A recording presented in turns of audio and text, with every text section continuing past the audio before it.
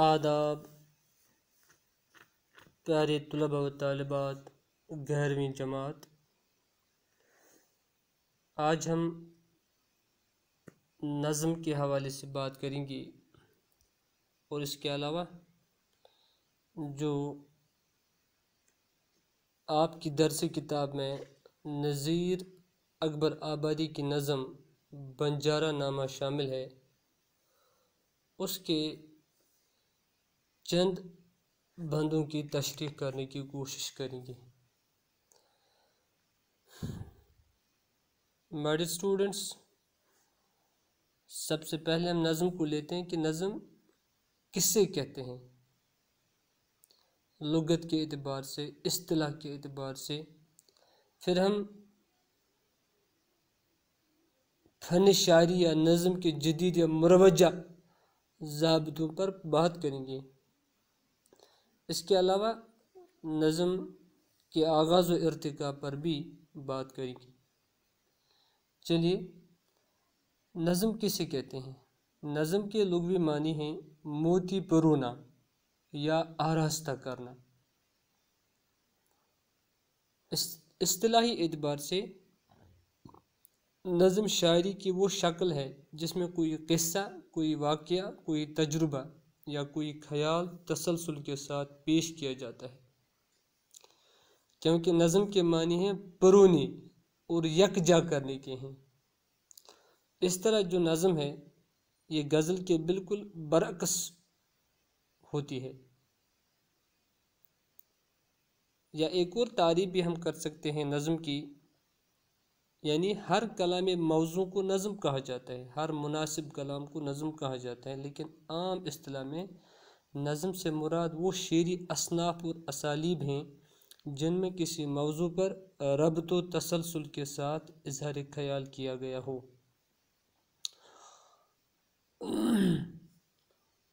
تو میرے پیارے طلباء و طالبات، ہم دیکھتے ہیں کہ موضوع سے اگر ہم نظر ہٹائیں گے، موضوع کے برعکس اگر ہم حیت کے اعتبار سے دیکھیں گے، یعنی مصروں اور بندوں کی ترتیب کے اعتبار سے بھی دیکھیں گے، تو دور قدیم میں نظم کا کچھ خاص اسلوب ہوا کرتا تھا، یا اس کے جو اسالیب ہیں ان کا رواج رہا ہے۔ یعنی جس طرح نظم کے موضوعات لامحدود ہیں، اسی طرح اس کی شکلیں بھی بے شمار ہیں۔ یعنی مصمت کی ساری شکلیں، یعنی مثلث، مربع، مخمس، مسدس، منبع، مسمن، معشر، سب اس میں شامل ہیں۔ مثلث یعنی اس نظم کو کہتے ہیں جس کے ہر بند میں 3 مصرع ہوتے ہیں، اسی طرح مربع جس کے ہر بند میں 4، اسی طرح مخمس جس کے ہر بند میں 5، اسی طرح مسدس اس نظم کو کہتے ہیں جس کے ہر بند میں 6 مصرع ہوتے ہیں، منبع جس کے ہر بند میں 7، جبکہ مسمن کے معنی 8، یعنی جس کے ہر بند میں 8 مصرع ہوتے ہیں، حتیٰ کہ معشر ایسی نظم کو کہتے ہیں جس کے ہر بند میں 8 مصرع ہوتے ہیں۔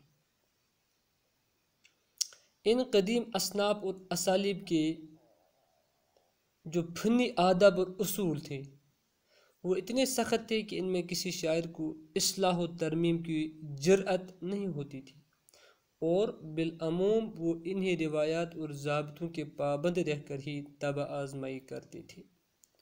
لیکن جب زندگی اور زمانے نے کروٹ بدلی، ملک میں نئے حالات اور نئے مسائل پیدا ہوئے، سیاسی، سماجی اور تہذیبی میدان میں نئی تبدیلیاں رونما ہوئیں اور نئے خیالات عام ہوئے، تو اردو نظم کے روایتی اسالیب میں بھی تبدیلی کی ضرورت محسوس ہوئی، اور اس طرح نظم جدید کا آغاز ہوا۔ گزشتہ 100 سال کا زمانہ نظم جدید کے فروغ کا زمانہ کہا جا سکتا ہے۔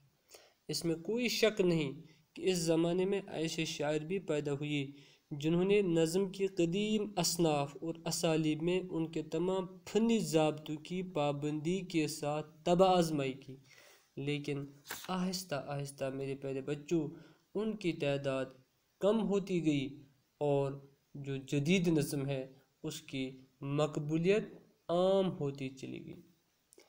اسی طرح موضوع یا نفس خیال کے اعتبار سے نظم جدید وہ نظم کہی جائے گی جس میں شاعر نے شاعری کی قدیم اصناف کے بندھے ٹوکے ضابطوں کا پابند نہ رہ کر کسی مسلمہ اور مانوس یا نئی اور اچھوتی حیت میں اپنے تجربات اور خیالات کو ربط و تسلسل کے ساتھ پیش کیا ہو تو اس سے ہم نظم جدید کہتے ہیں۔ اسی طرح نظم جدید کو فنی ساخت کے اعتبار سے 3 حصوں میں تقسیم کیا جاتا ہے۔ شاباش، یعنی جو نظم جدید ہے اس کو فنی ساخت کے اعتبار سے 3 حصوں میں یا اس کی 3 اقسام ہیں۔ ایسی نظمیں جو نفس موضوع کے تعمیری شعور کے اعتبار سے جدید ہیں لیکن حیت کے اعتبار سے جن میں کسی روایتی صنف یا اسلوب نظم مثلا مثنوی، مسدس، مخمس یا قطع وغیرہ کی تقلید کی گئی ہو، یہ اس کی ایک قسم ہے، یہ اس کا ایک حصہ ہے نظم جدید کا فنی ساخت کے اعتبار سے۔ اسی طرح ایسی نظمیں جن میں مصروں، بندوں اور قوافی کی ترتیب کا ایک نیا اور اچھوتا التزام ہو، یعنی حیت کے اعتبار سے جو کلاسیکی اسالیب نظم سے مختلف ہوں لیکن جن میں اوزان اور قوافی کے مروجہ اصولوں کی پابندی کی گئی ہو، یہ اس کا دوسرا حصہ کہلائے گا۔ اسی طرح تیسرا حصہ نظم جدید کے اعتبار سے فنی ساخت کے اعتبار سے ایسی نظمیں جو فن شاعری یا نظم کے جدید یا مروجہ ضابطوں کی پابند نہیں، یہ اس فنی ساخت کے اعتبار سے اس کو ہم تیسرے حصے میں رکھ سکتے ہیں۔ اسی طرح جو نظمیں ہیں، ایک تو ہوتی ہے پابند نظم۔ میرے پیارے بچوں، ایسی نظم جس میں بحر کے استعمال اور قافیوں کی ترتیب میں مقررہ اصولوں کی پابندی کی گئی ہو، پابند نظم کہلاتی ہے۔ نئے انداز کی ایسی نظمیں بھی جن کے بندوں کی ساخت مروجہ حیتوں سے مختلف ہو یا جن کے مصروں میں قوافی کی ترتیب مروجہ اصولوں کے مطابق نہ ہو لیکن ان کے تمام مصرے برابر ہوں اور ان میں قوافی یعنی قافیے کا کوئی نہ کوئی التزام پایا جائے، پابند نظم کہلاتی ہیں۔ مثلا مربع، مخمس، مسدس، ترکیب بند، ترجیع بند، گید، دوہا وغیرہ سب پابند نظم میں آتے ہیں۔ اسی طرح ہمارے اسٹوڈنٹس، ایک قسم ہوتی ہے نظم کی، نظم معرہ، یعنی ایسی نظم جس کے تمام مصرے برابر کے ہوں مگر ان میں قافیہ نہ ہو، یعنی کہ ایسی نظمیں جن کے مصرے برابر ہوتے ہیں لیکن ان میں قافیہ نہیں ہوتا ہے تو اس نظم کو ہم نظم معرہ کہتے ہیں۔ تو اس کے اور بھی بہت کچھ نام ہیں، یعنی اس سے نظم غیر مقفع یا نظم بے قافیہ بھی کہا جاتا ہے، لیکن ساتھ میں کچھ لوگ نے اسے نظم آری بھی کہا ہے، لیکن آج کل نظم معرہ ہی کہا جاتا ہے۔ اسی طرح اس کی ایک اور قسم ہے جسے ہم کہتے ہیں آزاد نظم۔ ایسی نظم جس میں نہ تو قافیے کی پابندی کی گئی ہو اور نہ بحر کے استعمال میں مروجہ اصولوں کی پابندی کی گئی ہو، یعنی جس کے مصرے چھوٹے بڑے ہوں، آزاد نظم کہلاتی ہے۔ یعنی جو آزاد نظم ہوتی ہے اس میں نہ تو قافیہ لانا ضروری ہے اور نہ بحر کے استعمال میں جو اصول ہیں تو ان کی پابندی بھی ضروری نہیں ہے، اس کے مصرے چھوٹے بڑے بھی ہو سکتے ہیں۔ ایسی نظم کو آزاد نظم کہتے ہیں۔ اس میں وزن تو ہوتا ہے لیکن اس میں قافیہ نہیں ہوتا ہے۔ جدید اردو کے اب ہم اس کے آغاز و ارتقاء سے متعلق بات کرتے ہیں۔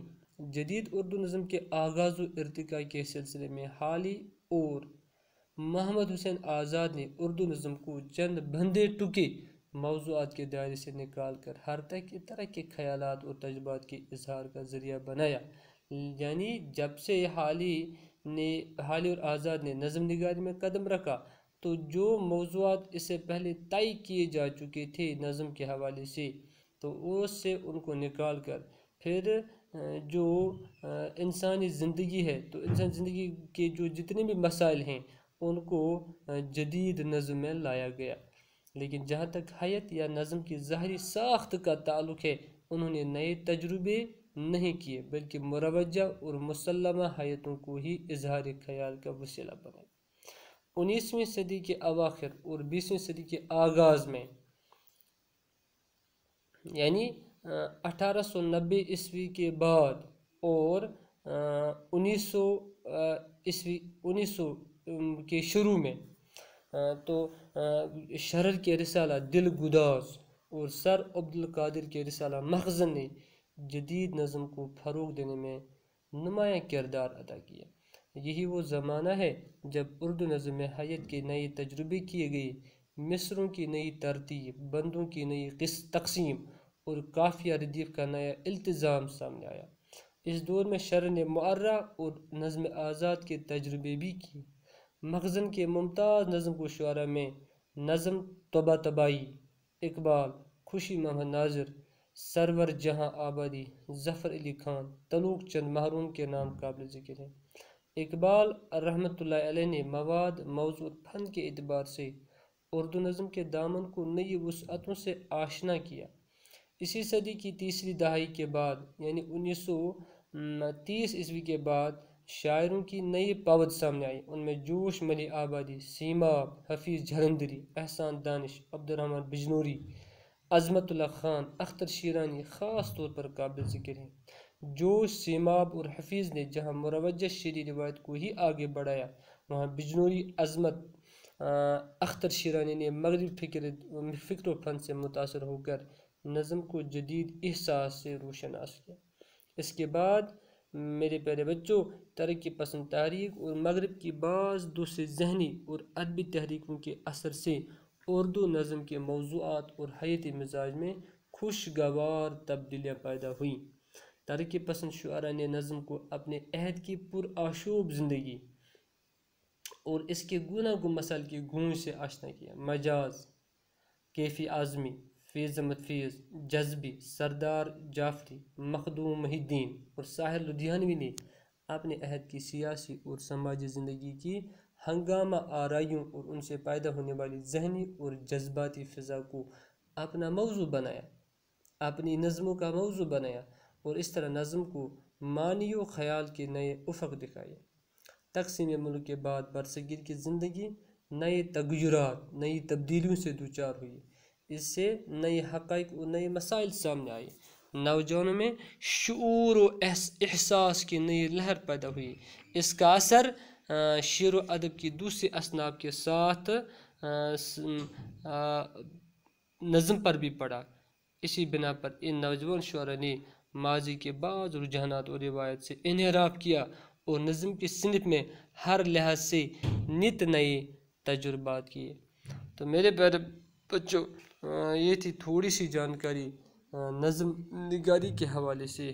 تو آنے والے لیکچر میں ہم یہ جو آپ کی درسی کتاب ہے بنجارہ نامہ نظم ہے، اس پر بات کریں گے۔ جب تک کے لیے اللہ حافظ۔